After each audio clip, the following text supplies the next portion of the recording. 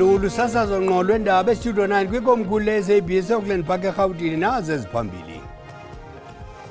If you tell citizens that there were differences to the point where the minister's budget review proposals were rejected, you are misinforming and confusing the public. Usosiba jikelelwenzi umnumzana afikile Mbalulu ubongoze umongameli Cyril Ramaphosa aqobisane nabaphathiswa becabinet abathubelezisa ulwazi okanye iinkcukacha ezimfihlo. Umongameli Cyril Ramaphosa uqinisekise iinkokheli zomthonyama ukuba nakanjani na kuza kusonjulula ungaboni ngasonye ngohlahlo lwabemali phakathi kwamahlakani karhulumente wobumbano phambi kokwenziwa kwentetho yohlahlo lwabemali kwinyanga ezayo. Xa besixesha ukuze nexesha likuxabise njengesiqhelo ngeli xesha kwelijelo zindaba uxolo malibenani. Usosiba jikelelwenzi umnumzana afikile Mbalulu ubongoze umongameli Cyril Ramaphosa aqobisane nabaphathiswa becabinet abathubelezisa ulwazi okanye iinkcukacha ezimfihlo. Bekuhleli intlanganiso yecabinet yesikhawu izolo apho bekushukuxwa umba wentetho yohlahlo lwabemali ethi yathutyeleziselwa nondaba nalapho bekugatywa isiphakamiso somphathiswa wezezimali umnumzana Enoch Godongwana. Unobhala jikelele wenhlangano ebusayo ufikile Mbalula usecele umongameli Cyril Ramaphosa ukuthi aqinise isandla kongqongqoshe abakhuluma budedengu ngezingxoxo ezikwicabinet. Ungqongqoshe wezezimali uEnoch Godongwana ubhekele nengwadla yento emva kokuphutshuke izingxoxo zecabinet ngesabelo zimali zakhe azilethe kabusha kwicabinet. Ngempela sonto elidlule iParliament lehlulekile ukulalela isabelo zimali zikangqongqoshe wezezimali. They must be reined in. Because as ministers, you take oath, and we are not, cabinet is not a political party, it's communicate with citizens. And if you tell citizens that there were differences to the point where the minister's budget review proposals were rejected, you are misinforming and confusing the public. I-Democratic Alliance ayivumi ukuthi kukhushelwe intela eNingizimu Afrika noma intela yosomabhizinisi. The DA will remain laser-like focused on growing the economy through economic reforms, but also finding inefficiencies within government, cutting those expenses, amalgamating and binning departments that make no sense. I-MK yona esigxeke uhulumeni ngokuthi ufuna ukukhuphula intela kwabantu abahluphekile abadla imbuya ngokuthi. The manner in which we finance infrastructure development in South Africa has to fundamentally change. We need to pursue the build, operate, transfer model. Umholi we-EFF uJulius Malema uthi uhulumeni waseNingizimu Afrika usuke bhu phansi ngokuthi awukwazi ukuvumelana ukuthi kube khona izabelo zezimali kulelizwe. Commissioner of SARS is making very progressive proposals and says if you increase VAT, it will not have any serious impact. But if anything, let's invest in SARS' capacity to collect the revenue. There is 800 billion which can be collected if systems are put in place. I-cabinet kulamasonto azayo izohlangana kaningi ngoba izama ukuthi kube khona ubumbano kwamaqembu azepolitiki uhulumeni wobumbano ongaboni ngasolinye kwizabelo zezimali zezwe. Ngingusamkele Maseko wezindaba ze-SABC ngibika ngiseGoli. Umongameli Cyril Ramaphosa uqinisekile ukuba uza kwenziwa ngomhla we-12 kwinyanga ezayo intetho yohlahlo lwabemali. Uthi kuza kusonjulula ungaboni ngasonye phakathi kwamahlakani orhulumente wobumbano ngaphambi kokuba umphathiswa wezimali umnumzana Enoch Godongwana enze le ntetho. Umongameli unikeza isiqinisekiso ngethuba evula indlu yenkokheli zemveli namakhoyisen eParlamente eKapa. Umongameli uhlaba ikhwelo kubemi beli ukuba bathobe umoya emva kokuba umphathiswa wezimali engakwazanga ukuthi thaca uhlahlo lwabiwo-mali kule veki iphelileyo. Uthi amalungu alorhulumente wentsebenziswano aza kuzisombulula ingxaki zokungaboni ngasonye malunga nohlahlo lwabiwo-mali. We have faced many other challenges even in our very recent past of the formation of the Government of National Unity. And this is one of them, and we will overcome. So the budget will be presented on the 12th of March, and the Minister of Finance will mount this podium and present a budget to the nation. Kusenjalo uRamaphosa uhlaba ikhwelo kwiinkosi zomthonyama esithi ziwasingathe amathuba aphuma kumazwe e-G20 nakwi-mining indaba. build on the networks established through the mining Indaba and continue to cement this relationship for the benefit of our traditional communities, which are really the repository of the wealth of our country. Uye waphinde wazigxeka nezehlo zokubhubha kwamakhwenkwe esuthwini. The deaths and injuries that result from customary initiation practices, especially in the Eastern Cape, remain a matter of serious concern to all of us. The Minister of COGTA has convened a series of very focused engagements with our kings and selected Chapter 9 institutions, senior traditional leaders, headmen and others, and also the Eastern Cape Provincial Government. Umongameli uhlabikhwelo kwiinkosi zomthonyama ukuba zincedise ukulwa ukuxhatshazwa kwamanina nabantwana kwaye nokuthintela abantu ukuba bangokhi kwiindawo ezidamayo. Kwiindaba ze-SABC, Ndingubulelani Philip eParlamente. Umba woguzulwa kwikomishoni yenkonzo zobulungisa kwalo wayejaji yaguzulwa uGqr John Hlophe uchazwe njengeqhinga lokuzikhusela kumahlathi aselephelile. Ukuthethwe ligqwetha le-Corruption Watch yona ne-Freedom Under Law kunye ne-DA sifuna umyalelo wesigxina wokuba uGqr Hlophe angaze abe lilungu le-JSC. Sibini salomba siphulaphula kwinkundla ephakamileyo yaseNtshona Koloni. Kwesi isihlandlo abafake isicelo bafuna isithintelo esisisigxina. I-JSC yiyo eqhuba uvavanyo lwezakhono kwabo bazijaji. I-DA, i-Freedom Under Law, i-Corruption Watch zixoxa ngelithi akakwazi uGqr Hlophe ukuba lilungu lale komishoni yezobulungisa ngelixa kwakuyiyo eyaphakamisa ukuba aguzulwe. Someone who is unrepentant about his conduct, which Dr. Hlophe is on the papers, who continues to, and this is expressly dealt with in our heads of argument, who continues to malign and attack the process of his whereby he was removed. The lights were flashing brightly red for the National Assembly. Its own debates in the transcript show that it knew that there was this problem of an impeached judge.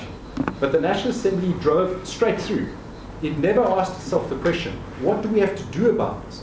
Do we have a rationality obligation to make sure that this is somebody that is not appointed ultimately or designated to the JSC? The National Assembly could throw darts at a dartboard with names on it and choose the people by throwing darts at the dartboard, as long as the names on it were all names of members of the Assembly who are opposition party members. Because merit, qualifications, suitability doesn't come into it. You could just throw darts at a dartboard and say those are the people. Igqwetha likaGqr Hlophe lixoxa ngelithi ukuze ube lilungu leParlamente elimela iParlamente kumelwe ube lilungu leParlamente qwaba. Lithandabuza ukuba kungenaphi ukuguzulwa ekubeni lilungu leJSC. Adopt an alarmist position that suggests that this impeachment closes the door for Hlophe in life. That's an unfortunate position to adopt. It's an unfortunate position because it's not consonant with our constitution. Uthi sekumzuzu iFreedom Under Law imzingela okwenyamakazi uGqr Hlophe. Lo gama iCorruption Watch isanda kugaywa kweligumgedle. Elityala liyaqhuba nangomso. Kwakuvimba olurhatya bekumbejebeje kwiziko lengqunti eli-ICC eMonti eMpuma Koloni kuhlonitshwa iinkokheli zomthonyama ezizibaluleyo eluntwini kumsitho weSADLA Awards kodwa masithume umntwana evenkileni buqala.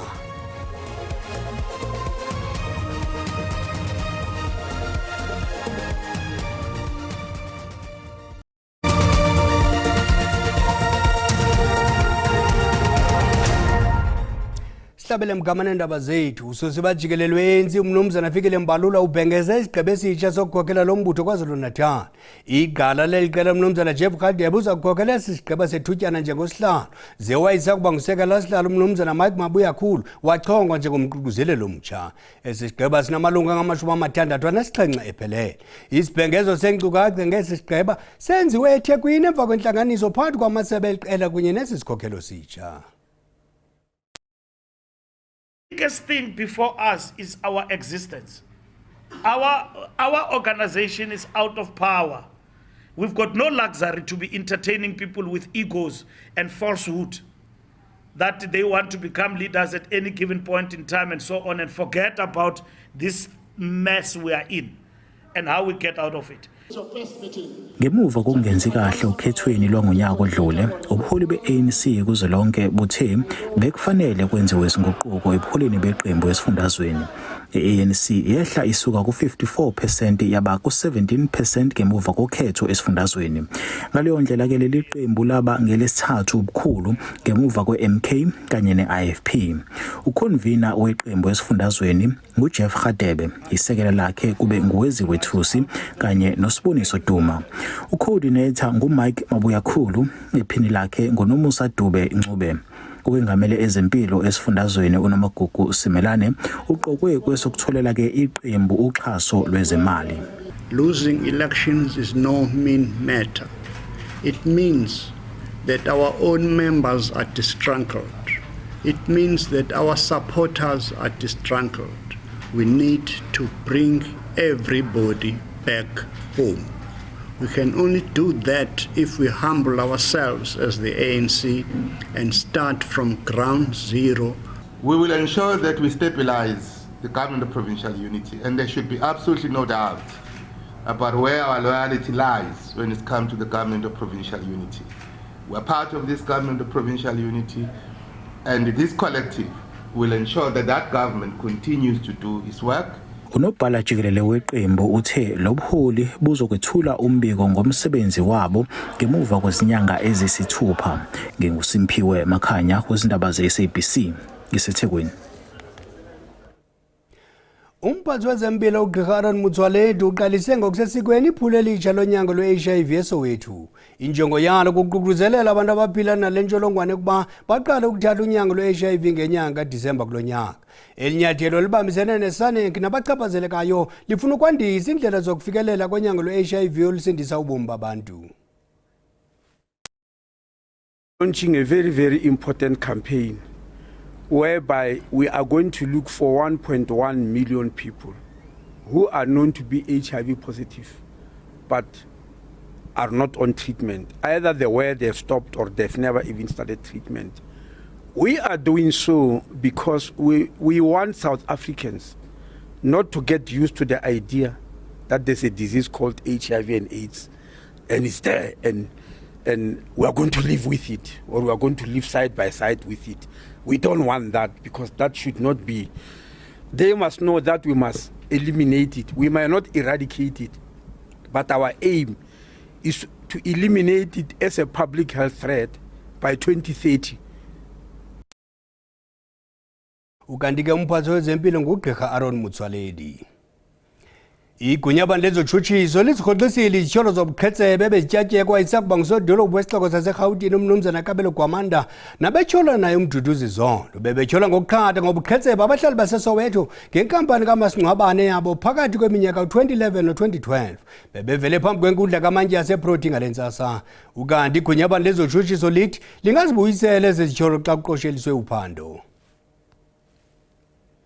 Bekumbejembeje kwiziko lenqunje le-ICC eMonti eMpuma Koloni umbono omxesibe uhlonipha umsitho weSATLA Awards ngokuwongwa kwenkosi nekumkani ngegalelo lazo eluntwini. Kumacandelo ali-14 lamawonga ophumeleleyo uhambe nesixa se-10,000 logama unkosi badibanise koyana wasenyandeni ophume phambili egoduka nesixhadevu sebhakhi ngelithi phambili ngenguqu.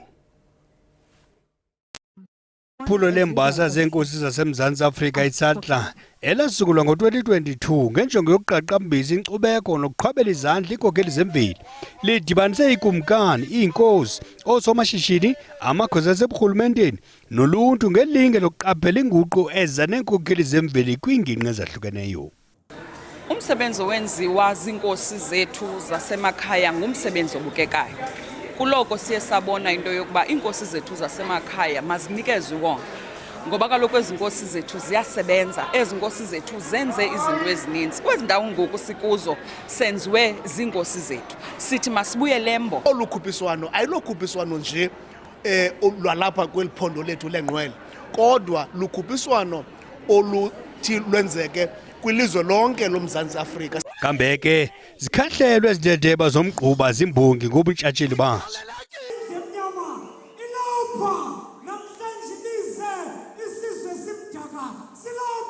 Nazizikhakamela azinkoliso yazo ikukhuphula izizwe ngezizwe. Waqhaga ujinga abantwana bedlala yasampuluka imampa kwakhe kweshefi namadoda wayateze kumkani. Likhankanywe njengelinge elimandla nasekuqinisekiseni ukuba nabasaze ngobuso elizweni abayilahli imbongopho yana yaye bazinzile kwingcambu nokuzazi. Sizabe sisenjenjeya ukuzidla nokuzingca nokuba nekhaya ngenkcubeko yethu. Kananjalo kumacandelo belishumi elinesine kulamawonga kubekho neliqaphela inguqu yabasetyhini nabebevame ukunyashwa kubunkokheli inhlandlo. I-award igaqalayo kum ibingeyonto kangakanani other than the joy endiyifumanayo xa ndikwazile uinteracta nabantu bandi-appreciate nokuthi kwabona bandiqaphelile abantu nakubenzile bavota kutsho ukuthi imisebenzi bayayibona.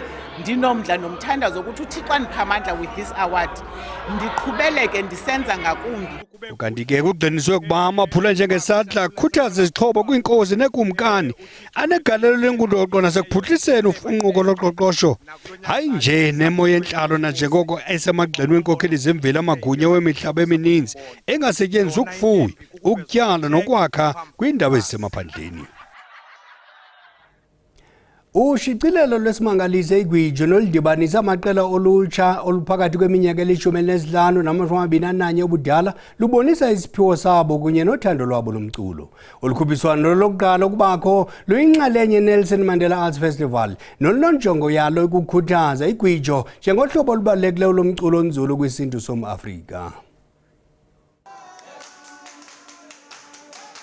Ukubona amandla egwijo njengohlobo lokuvakalisa ubunzima, ukubhiyozwa kunye nokukhathazeka kusenziwa oku ngomculo. Ulukhuphiswano ludibanisa amaqela omculo kubantwana abaphakathi kweminyaka eyi-15 ukuya ku-21 kumasipala ombhaqo Nelson Mandela. Even though I wasn't born when my ancestors used to roam this earth, right? But for me, it has this war cry to it. It has this trance-like spirit to it. It has this traditional element to it that Okoko Betu, I can imagine them breaking out into song. Amaqela anabantu abahlanu ukuya abali-12 kuye kwafuneka bafake isicelo lwevideo. Mani cula igwijo into esicula nje kuba thina isikipa busy. Isincedile kakhulu because abanye abantwana basazenza izinto bebezenza nomzali naye akasenalaxhala unalani uba okay umntanam is safe where he or she is. Ababukeli noninzi lwabo ngabantu abatsha abaphuma kwiilokishi ezimfutshane bebabukela uncuthu mazangwa. Inayo inkxaso ingeniswe nayo le festival.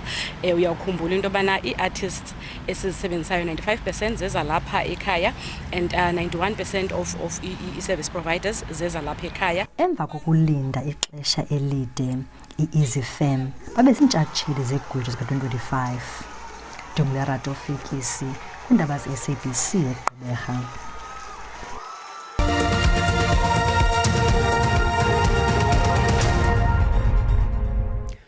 Umdlalo ka-Group B wetumente ICC Champions Trophy phakathi koMzantsi Afrika no-Australia uyeke kungakhange kubolwe nebhola enye ngenxa yemvula egalele yabenasiqabu kumabala aseRawalpindi ePakistan. Umbengo mthiya ucima umlilo masikhongozeleza ngomso ngesizulu makube chus behele.